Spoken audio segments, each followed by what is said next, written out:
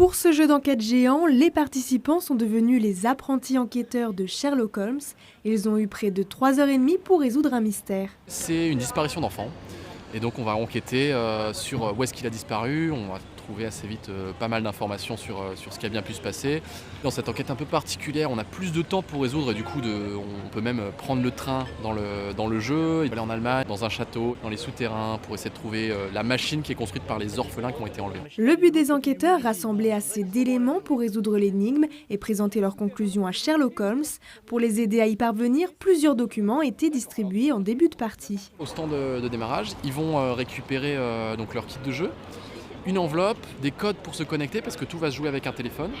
Ils vont récupérer aussi une carte du centre-ville qui correspond à l'univers de jeu, le début de l'enquête, donc du texte, et une explication de règles aussi. Pendant le jeu, les participants ont eu la surprise de tomber sur de vrais personnages. Ils ont dû résoudre leurs énigmes et les interroger pour progresser dans la partie. Qu'est-ce qui vous amène à Randberg, dans notre charmante ville? Nous, on cherche... Je suis un orphelin, un ancien orphelin, qui maintenant va qu'à ses occupations. Et donc je joue de l'orgue de barbarie et j'accueille les visiteurs qui arrivent de France. On est en Allemagne, on est à Randberg. Je leur passe un peu de musique, on a plusieurs trucs, la marche nuptiale, promenons dans les bois, etc.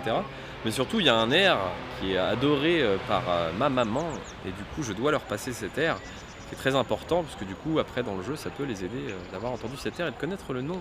Les participants ont parcouru le centre-ville à la recherche de points d'intérêt marqués par des affichettes orange, des endroits permettant de résoudre des énigmes ou encore de récupérer des éléments nécessaires à la résolution du mystère. Il y avait quelques énigmes qui étaient assez complexes, des énigmes parfois de logique, des énigmes parfois juste où il fallait faire des calculs.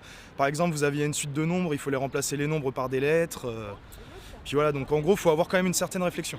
Ça permet de s'amuser à résoudre une énigme à la façon de Sherlock Holmes avec des mots de passe à trouver, des choses comme ça. C'est très bien organisé, il y a donc du personnel qui est disponible aux quatre coins de la carte qui permet de nous orienter, répondre à nos questions et si on est perdu, on a toujours une aide. Ça nous a permis aussi de découvrir et de revoir des rues de Troyes qu'on ne prête pas forcément attention quand on y est tous les jours en fait. Ça permet aussi de passer un bon moment en famille et entre amis.